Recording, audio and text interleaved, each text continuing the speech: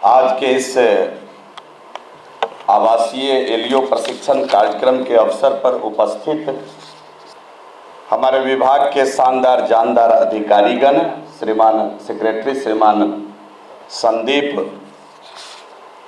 जी, मंच पर आसीन है स्पेशल सेक्रेटरी विभागीय श्रीमान आलोक जी, मानवर संयुक्त सचिव Pankaj ji, joint labour commissioner द्वय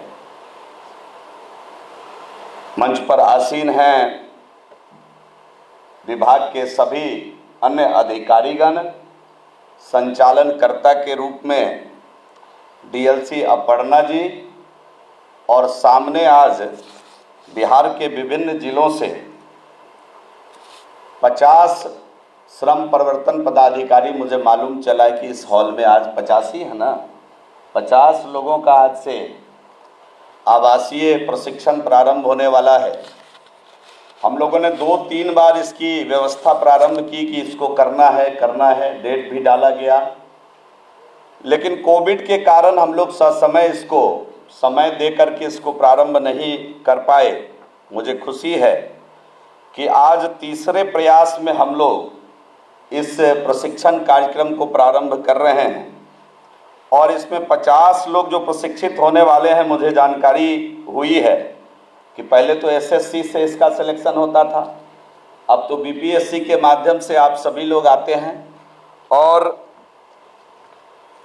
इसमें जितने लोग बैठे हुए, मुझे जानकारी हुई कि 5 लोग आईआईटी से भी हैं जो बीपीएससी करके इस जॉब में आए हैं, जो मुझे जानकारी मिली है, और आईएसएम धनबाद से भी 1-2 लोग हैं इसके अंदर, और एनआईआईटी से भी उत्कृष्ट संस्थानों से पढ़े हुए लोग आप सभी बीपीएससी परीक्षा को पास करके और एलियो के पद के लिए चयनित हुए हैं।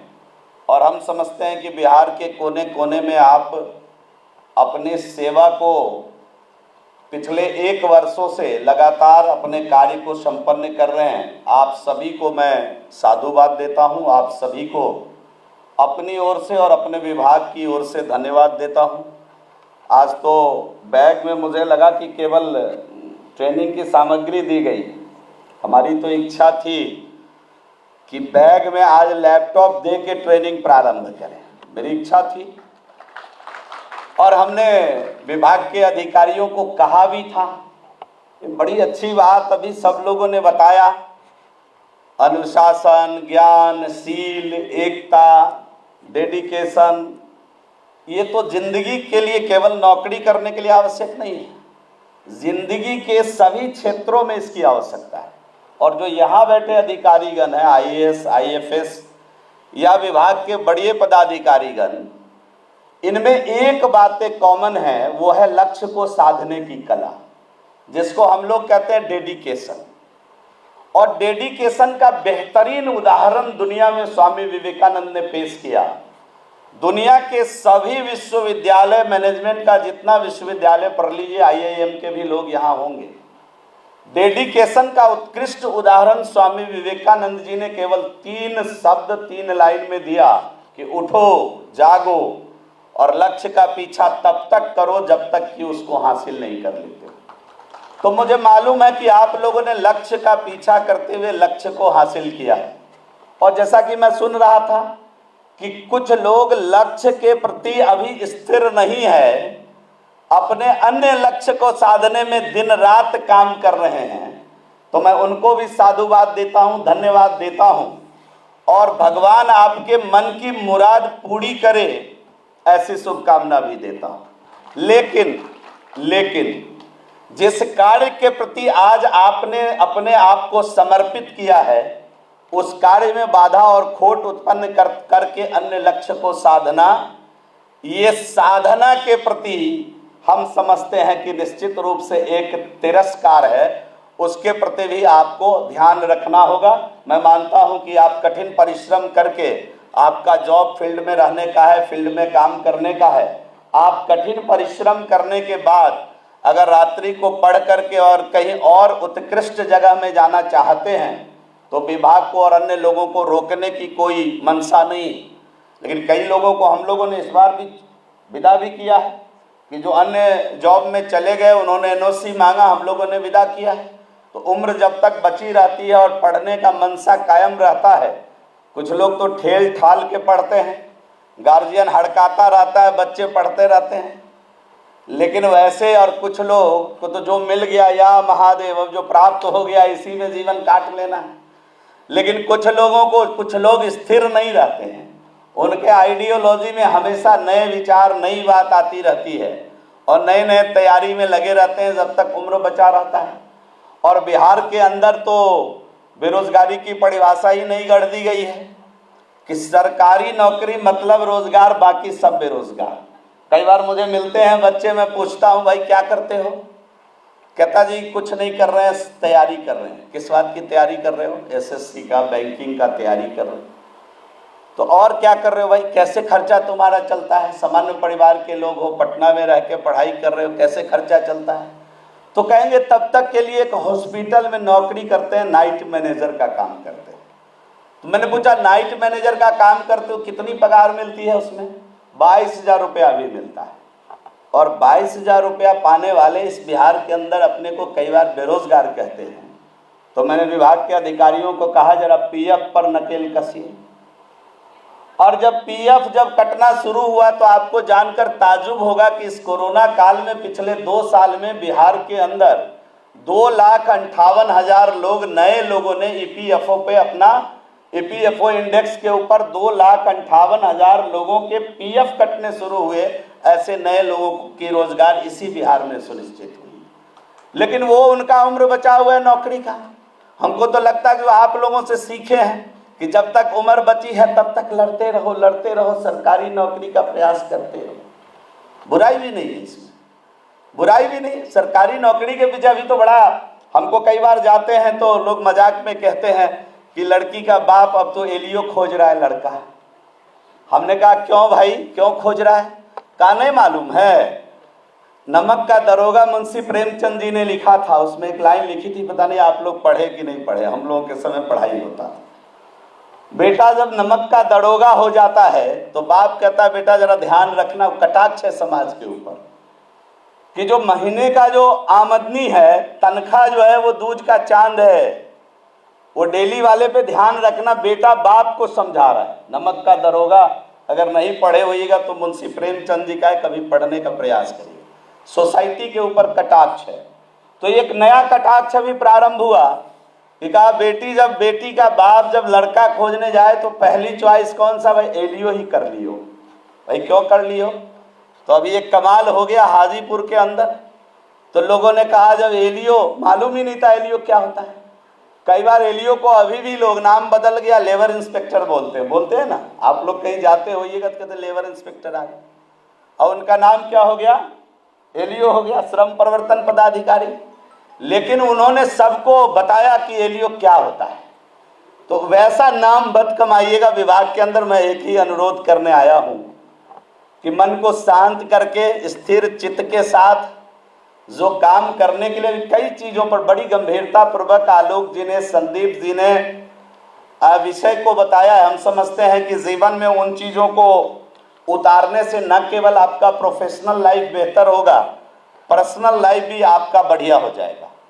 और मैं सुन रहा था आलोक जी कह रहे थे कि डेली के काम का सेल्फ असेसमेंट करना चाहिए।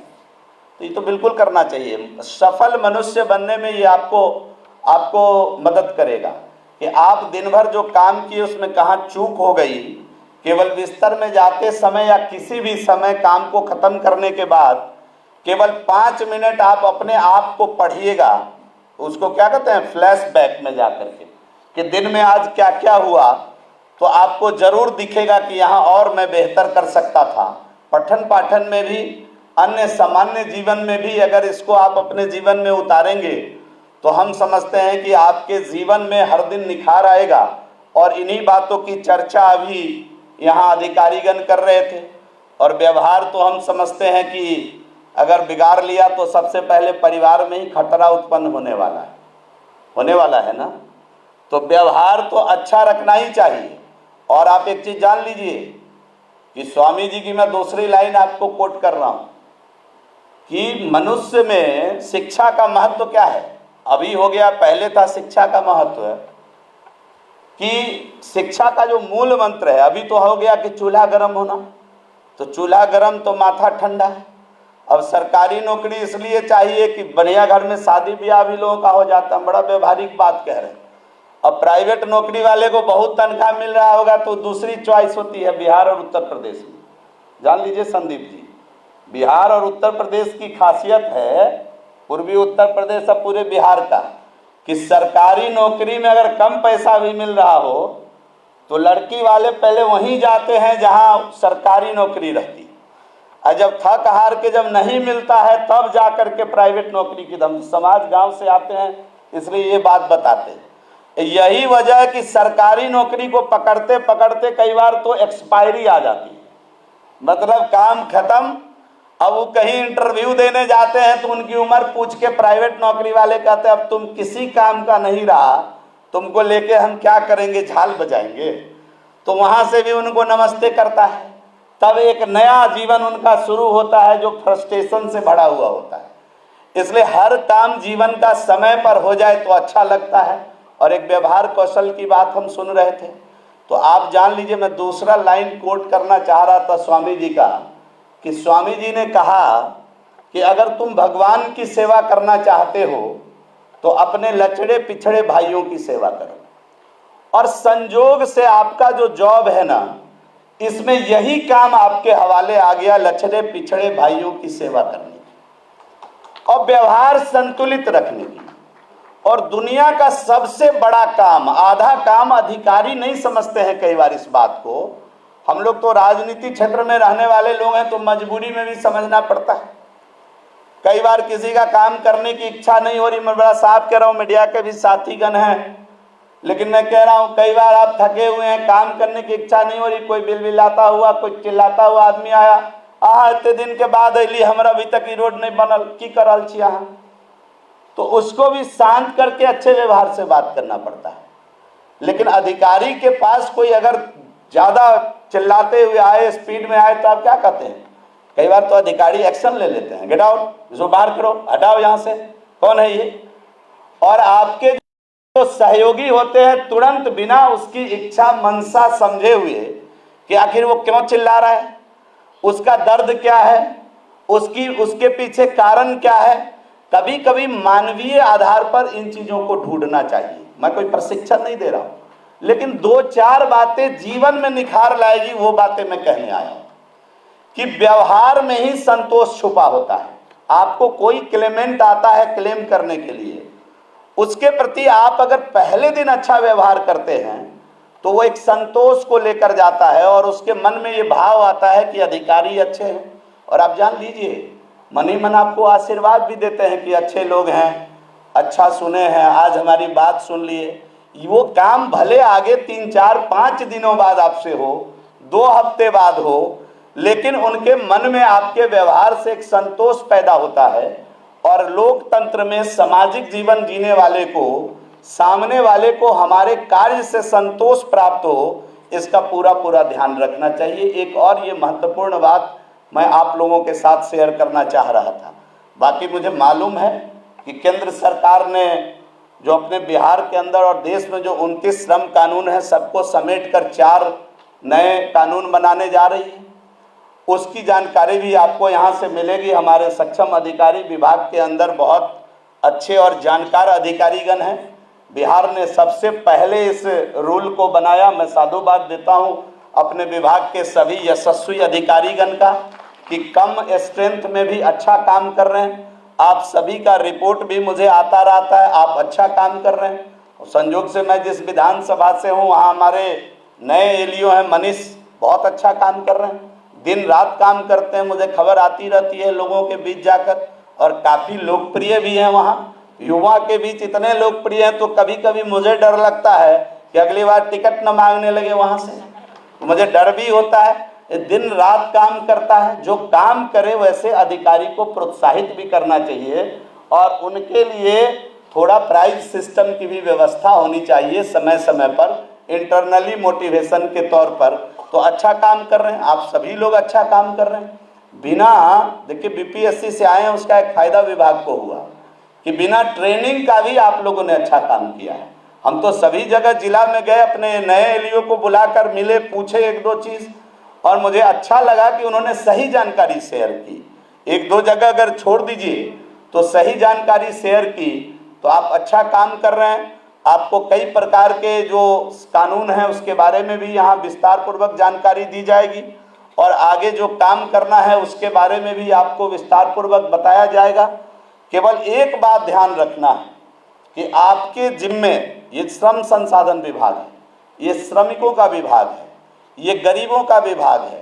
और जरा आप चिंता करिए, कई बार जरा सोचिए मानवीय आधार पर, जो गांव के लोग होंगे, जो गांव के माहौल को देखा है, जब एक श्रमिक है, बीओसीडब्ल्यू में रजिस्टर्ड श्रमिक है, और उस श्रमिक उसकी मौत हो जाती है, तो उसको विभाग से हम लोग 4 लाख रुपया देते हैं, 4 लाख देते हैं ना। और जब 4 लाख रुपया उनको देते हैं मुआवजा के तौर पे, बाकी विस्तृत जानकारी 16 योजना हम लोग चला रहे हैं।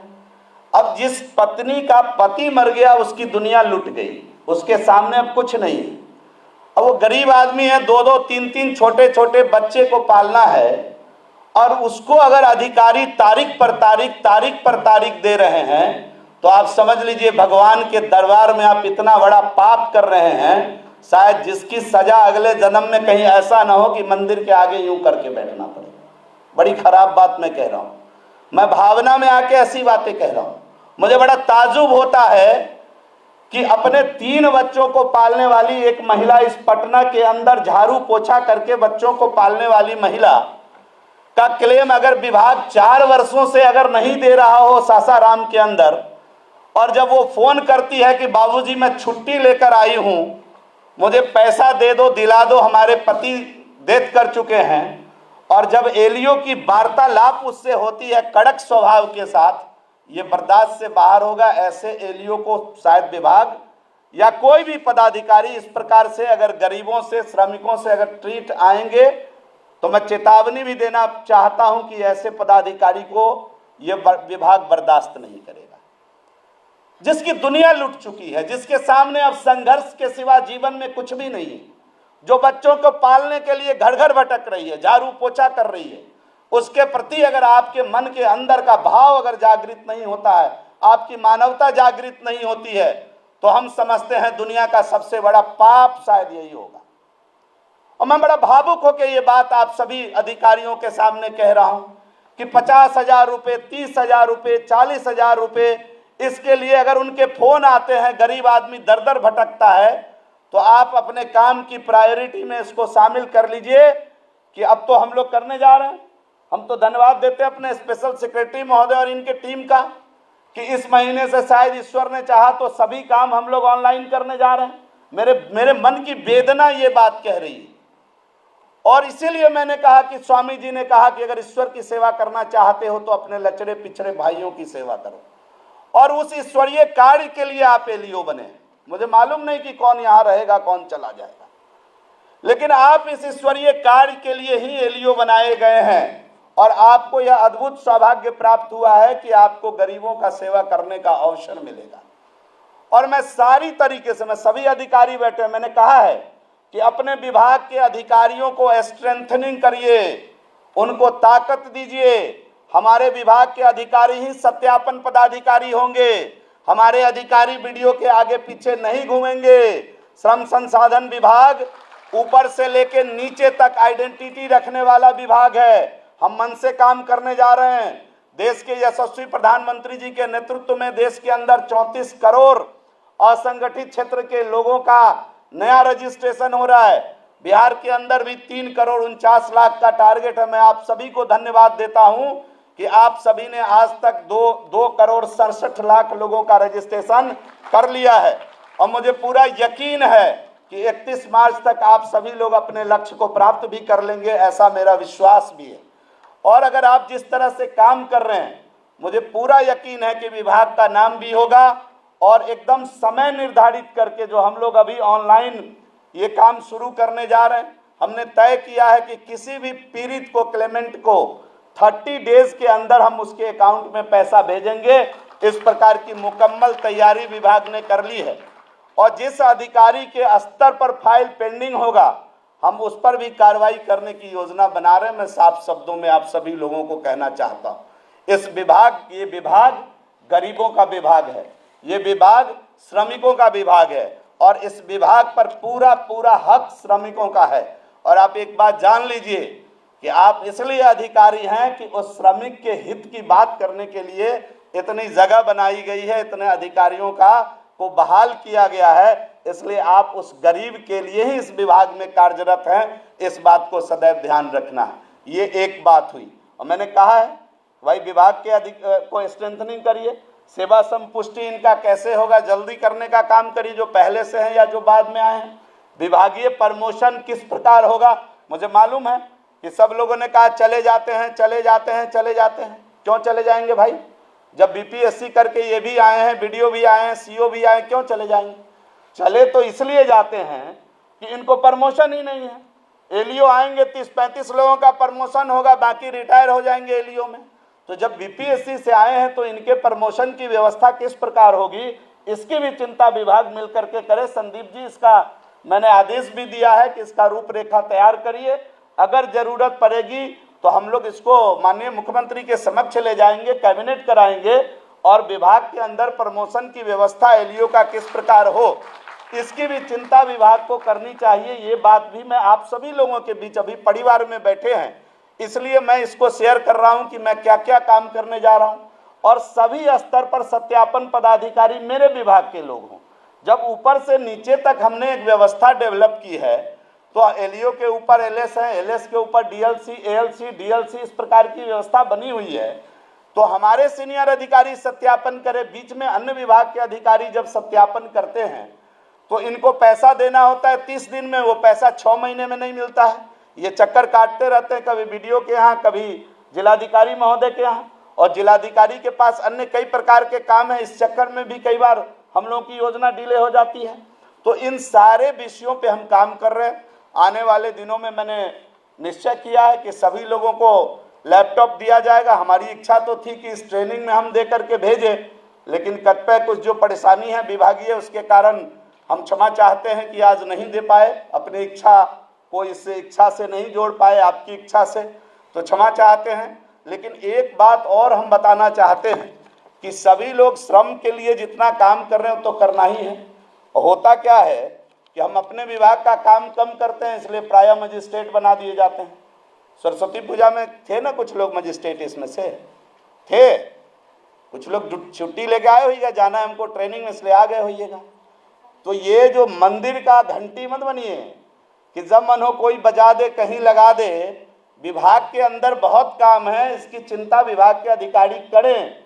और समय समय पर बेवजह हमारे अधिकारियों को अन्य जगह लगा करके, मैं समझता हूं कि आपदा में, लॉ एंड ऑर्डर के समय बिहार सरकार के सभी अधिकारियों को मिलकर बिहार के अंदर काम करना होता है, लेकिन बेवजह कहीं महीना दिन एग्जाम करा रहे हैं, किसी सेंटर पर पड़े हुए हैं। तो इसकी चिंता जो बड़े पदाधिकारी हैं निश्चित रूप से जिलाधिकारी स्तर पर मिल करके करें कि हमारे विभाग के अंदर अब बहुत काम आने वाला है और इनके ऊपर बड़ी जिम्मेदारी आने वाली है काम की। जो 3,49,00,000 असंगठित क्षेत्र के लोग जब आ जाएंगे और जब आप ऑनलाइन सिस्टम डालिएगा तो इनको तुरंत सत्यापन करके अपलोड करना पड़ेगा।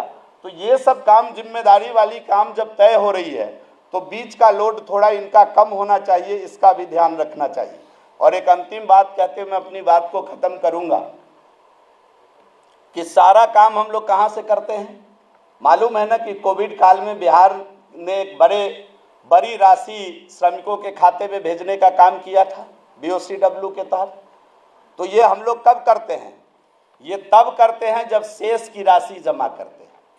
तो पिछले साल अभी तक का जो हाईएस्ट सेल था बिहार में 289-79 करोड़ रुपए की थी। पिछले साल जब मैं प्रभार मिला विभाग का तो मैं 4 महीने के लिए अलग से एक लक्ष्य तय किया और सभी अधिकारियों ने, आप सभी लोगों ने मिलकर मेहनत की। तो पिछले साल सर्वाधिक शेष कलेक्शन बिहार में हुआ, 329 करोड़ रुपए शेष कलेक्शन हुआ। और अगर इस साल की राशि हम लोग देखें तो हम लोग तो 400-500 करोड़ खर्च कर दिए, चूंकि पीछे का पैसा जमा था। उसमें से मिला करके इस आपदा में हम लोगों ने खर्च कर लिया। तो 16 प्रकार की योजना हम लोग चला रहे हैं, साइकिल देने से लेके, औजार क्रय से लेकर के, बच्ची की जो शादी होती है प्रथम 2 पुत्री की, उसको लेके 16 प्रकार की योजना हम लोग चला रहे हैं। तो उसके लिए पैसा चाहिए ना, पैसा चाहिए। और पैसा आता कहाँ से है आपको मालूम है? ये जो BOCW का पैसा है वो बिहार सरकार के बजट से नहीं आता है। कहाँ से आता है? सेस से आता है। मालूम है मुझे, आप सभी लोगों को बहुत नॉलेज है, मुझे मालूम है। ट्रेनिंग तो देना इसलिए दिया जा रहा है, नॉलेज है, आप सभी काम कर रहे हैं, मुझे मालूम है। अब सेस से आता है, लेकिन अफसोस कि सेस कैसा आता है? तो सरकार का जो बजट बनता है लगभग 2,89,000 करोड़ का, 2,18,000 करोड़ का पिछला बजट बना।